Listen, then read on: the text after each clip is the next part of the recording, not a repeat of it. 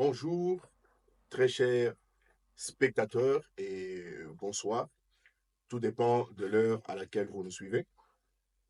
Nous venons encore dans cette émission, cette nouvelle vidéo pour continuer à parler, à partager avec vous sur des choses importantes, comme je les appelle, les choses qui nous concernent.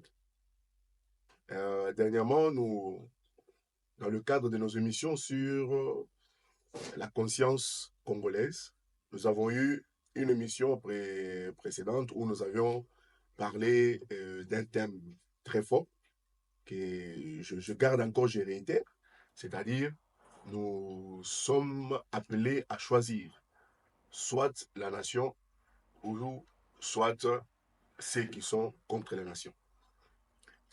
Déjà, je voudrais remercier tous ceux qui nous suivent.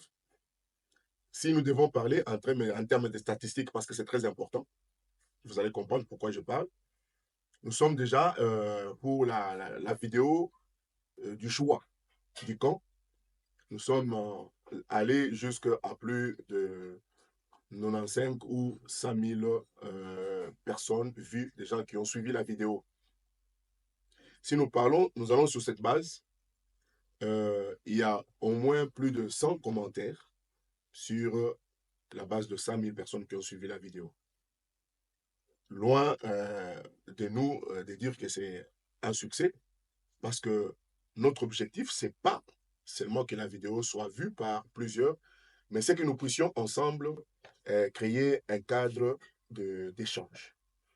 Parce que la République n'appartient pas à une seule personne, s'il faut le dire, ni à Félix, ni à Fayoulou, ni à Epengue, ni à certains hommes de Dieu.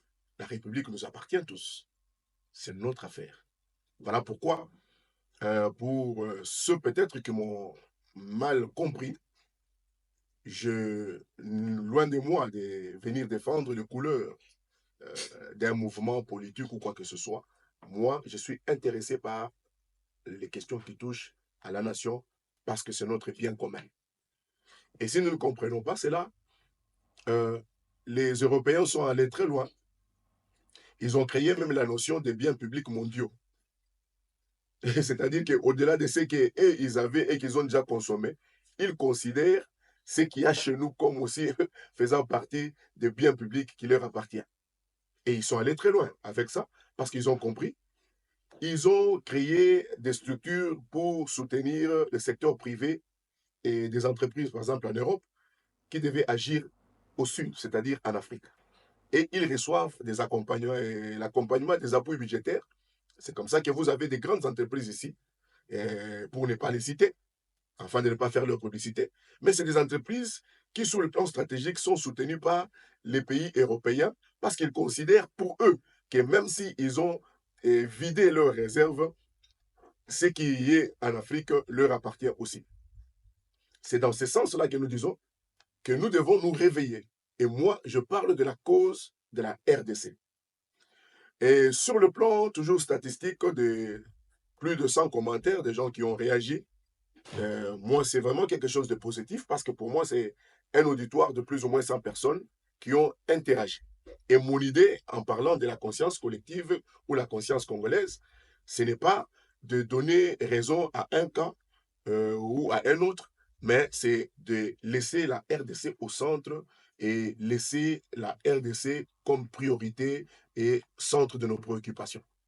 C'est comme ça que je suis très content pour le plus de 100 qui ont interagi, même si dans leur pourcentage, j'ai compris que plus de 70 ou même 60%, ils n'ont pas bien compris le message, dans le sens qu'ils sont allés euh, de façon opposée à ce que j'ai dit dans cette vidéo-là. Et moi, c'est ce que je cherche. Ce que je veux que nous puissions nous réveiller. Et qu'en tant que peuple, que nous puissions commencer à réfléchir, à échanger sur notre pays, comment sauvegarder notre pays et comment protéger notre pays. Alors, par rapport à tous ces 70 ou 60% des gens qui m'ont peut-être compris, chacun a toujours sa façon de réagir. Donc, je ne condamne personne, mais je suis très content. C'est comme ça que vous verrez que même dans les réponses que j'ai réservées à toutes les personnes qui y ont réagi, soit en utilisant des langages un peu provoquants, j'ai aimé toutes leurs vidéos pour vous dire que moi, mon objectif, c'est de réveiller la conscience de tout un chacun pour que nous ne puissions pas laisser à une catégorie de personnes parler de notre nation, mais que nous tous, que ce soit l'affaire de nous tous. Et je suis très content et je vous encourage à réagir encore jusqu'à ce que nous allons, en fait, unifier nos pensées et avoir la même compréhension et défendre notre nation. Alors, s'il faut rentrer dans ce que j'ai dit, je parlais déjà dans le titre de mon message, c'était qu'il fallait choisir les camps. Choisir les camps par rapport à ceux qui veulent, qui se battent pour la RDC, notre nation, et ceux qui veulent à notre nation, qui veulent la détruire. C'était ça le titre de mon message. C'est comme ça que dans l'introduction ou soit dans le développement, je parlais de la crise que nous sommes en train de vivre. Mais là aussi, il faut savoir une chose. Si j'ai donné l'exemple de la crise des légitimités et la crise euh, politique de la guerre de ceux qui nous guettent à l'Est, je voulais vous faire comprendre qu'il y a plusieurs types de crises. Et c'est là aussi que nous devons faire l'effort pour avancer. Il y a d'abord trois types de crises. On peut parler d'une crise développementale, on peut parler d'une crise de situation, on peut aussi parler d'une crise d'extension. La première crise qui est développementale, c'est au fait une crise prévisible. Par exemple, un enfant qui est né, un bébé, on sait qu'à un certain moment, le bébé va avoir le problème des dents qui vont sortir. Et quand le bébé va avoir le problème des dents qui sortent, le bébé va souffrir, le bébé va faire la fièvre. Donc c'est une crise et sur le plan développemental, au fait, sur le plan de la croissance de l'enfant. Et il y a des crises qui sont des crises situationnelles. Les crises situationnelles, ce sont des crises imprévisibles. C'est-à-dire, on ne s'attendait pas à cela. Par exemple, une femme qui était enceinte et après, on va dire qu'elle a fait une fausse couche. Aucune femme qui, lorsqu'elle tombe enceinte, elle prévoit qu'elle va faire une fausse couche. Ça, c'est une crise situationnelle. Il y a aussi des crises qui sont des crises dites des crises existentielles. Pour donner un exemple, quelqu'un qui, par exemple, a déjà fait sa vie, il a 75 ans, et qu'il se rend compte que à, euh, à la fin de sa vie, il fait un bilan, un inventaire, il comprend qu'il n'a pas réalisé grand-chose.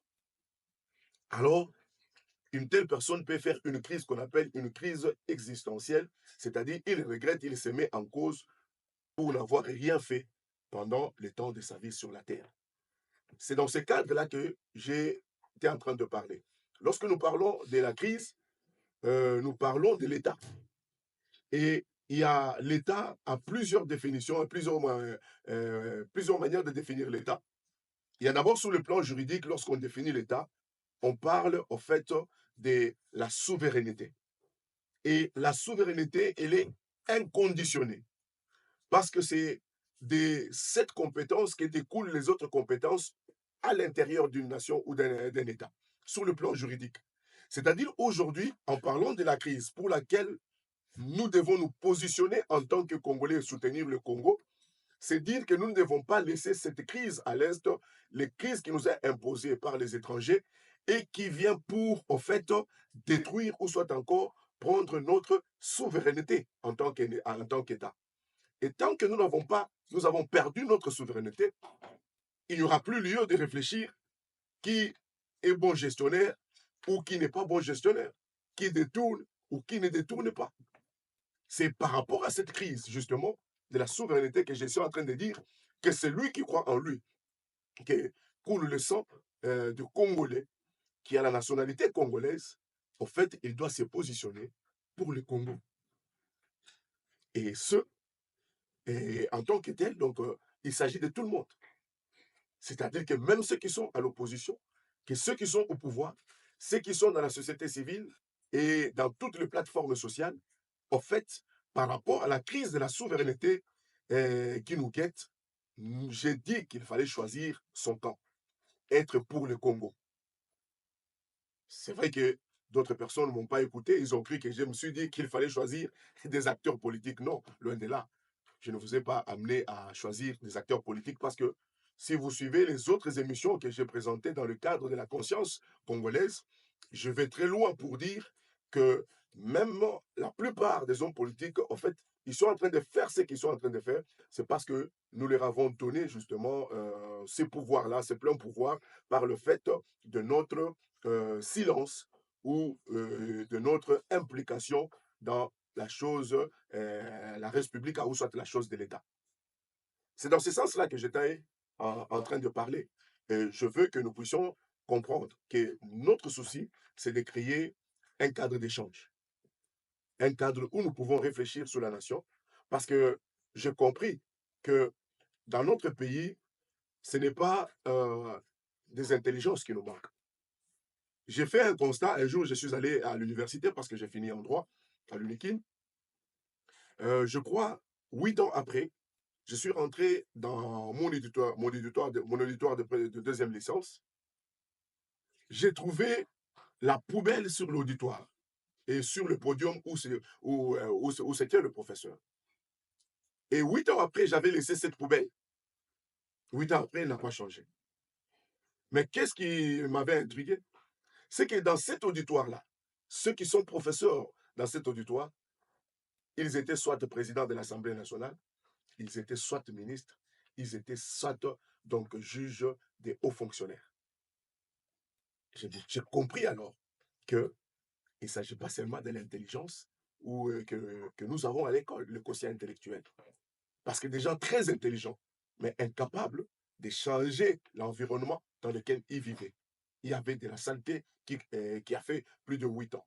C'est là que j'explique pour dire que au-delà du quotient intellectuel, il nous faut en fait avoir aussi le quotient émotionnel ou l'intelligence émotionnelle.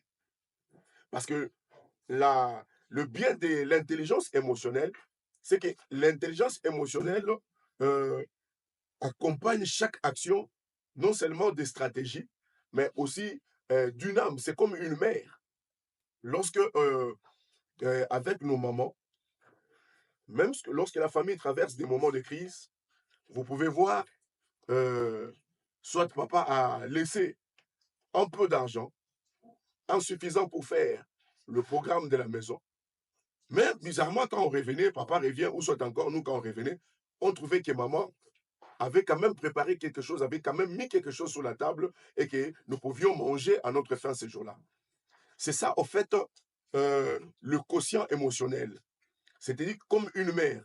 C'est-à-dire que même si elle n'est pas très intelligente parce qu'elle n'a pas fait de grandes études, mais elle a une intelligence émotionnelle qui fait que à partir de presque rien, à partir de peu, elle est capable, en fait, de présenter quelque chose et ramener la joie dans la maison. En dehors du quotient émotionnel, il y a ce qu'on appelle l'intelligence sociale. Donc, ce sont les choses, en fait, sur lesquelles nous devons réfléchir. Sinon, si nous nous mettons ces mains-là à jeter les camps, le drap ou soit la faute sur les politiques, en d'autres termes, nous sommes en train de leur dire que ce pays leur appartient. Nous ne devons pas, nous, prendre position par rapport aux politiques et surtout qu'ils ne nous proposent pas grand-chose. Nous sommes en train de dire que nous voulons être du côté de la RDC, c'est-à-dire contre tout celui qui travaille contre la réduction ou soit encore l'affaiblissement de notre nation.